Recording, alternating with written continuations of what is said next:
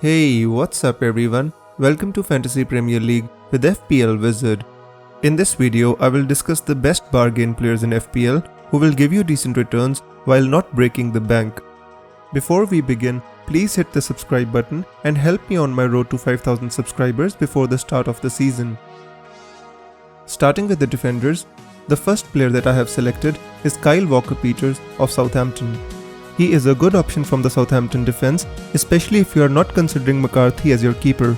Although the stats are not the best, I think the potential is there for him to do well in FPL, especially considering the opening fixtures.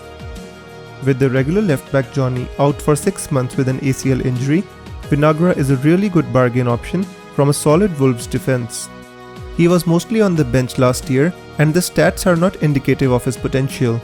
With 4 of their first 5 fixtures against the teams outside the top 6, I think Vinagre is a very good budget defender option.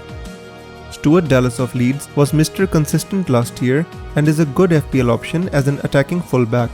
He scored 3 goals and provided 5 assists in the Championship last season. Although unproven in the Premier League, I think he can be a good differential pick.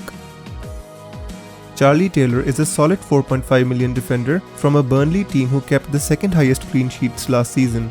With Nick Pope being 5.5 million this year, I think Taylor is a good alternative and he also saves you 1 million which can be invested elsewhere. The only downside is that he has a blank opening fixture, but if you can manage to bench him for game week 1, he is a really good bargain pick.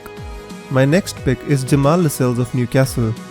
With Newcastle being a pretty solid defensive unit and having most of their defenders priced in the 4.5 million category, I am surprised to see such low ownership of their defenders. With only 2 games against the top 6 teams in their first 14 fixtures, I think their defenders provide really good value.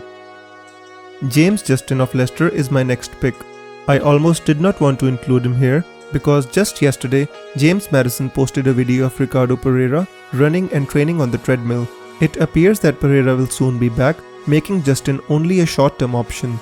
3 other defenders that can be really good value this season are Hector Bellerin, Eric Dyer, and Reece James.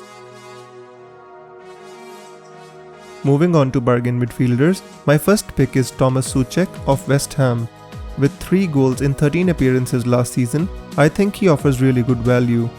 Although the starting fixtures are not the best, it won't be a bad idea to buy him as your 5th midfielder as he gives you an option from the bench. Next is Naby Keita of Liverpool, who is priced at just 5.5 million. Signed from Leipzig, many expected big things from him, but it hasn't come to pass because he was mostly injured. He has started the preseason well, and if he can manage to stay injury-free, I think he is a steal at 5.5 million. Saint-Maximin is my next pick. Priced at 5.5 million, he was in scintillating form after the Premier League restart and he provides a creative spark to a lackluster Newcastle team. As mentioned earlier, Newcastle have really good run of fixtures till game week 15, so I think Saint-Maximin can provide great value. Berge of Sheffield United is the next pick. Priced at 5 million, I think he offers a solid midfield option and can be picked for the easier games of Sheffield United. He has an eye for goal and is pretty much nailed on to start every game. For the final bargain midfield pick, we have Stuart Armstrong of Southampton. He made 30 appearances last season, out of which 11 were from the bench. He managed to score 5 goals and 4 assists and featured quite heavily in the second half of the season. If he maintains his starting spot, I think he can be a very good option. While making this video, I just had a look at the news. It seems that Palace have signed Eze from QPR. He is an attacking midfielder who scored 14 goals and 8 assists last season. If Eze is priced at 6.5 million or below, I think he can be an excellent bargain option. 2 other players which I think can be really good options in FPL are Gabriel Martinelli and Bukayo Saka. Martinelli is priced at just 5 million, but he is currently injured. When he becomes fit again, I think he can be a good bargain option as well. Moving on to the forwards, Alexander Mitrovic of Fulham is my first pick. With 26 goals and 2 assists in 40 appearances last season, and with decent starting fixtures, I think he can offer great value. I was astonished to see that his ownership is already above 30%. Next is Che Adams of Southampton, who is also priced at 6 million. He had a slow start in the Premier League and was largely anonymous for the first half of the season. After the restart, however, he was back in form, scoring some great goals. If he maintains his starting spot, I think he offers a good bargain forward option. The last forward option is Jordan Ayew of Crystal Palace. He scored 132 points last season with 9 goals and 3 assists. I think he is a very solid budget option, provided Palace don't sign any other player to replace him.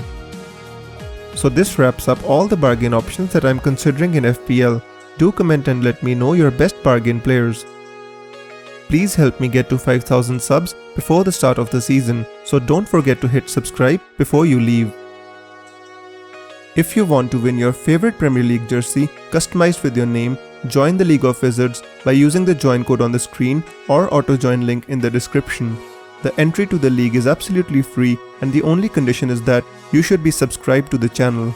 If you want me to do a video on a certain topic, just leave it in the comments below and I will try to get to it. I hope you enjoyed the video. I will see you very soon with another FPL video. Till then, take care. Bye bye.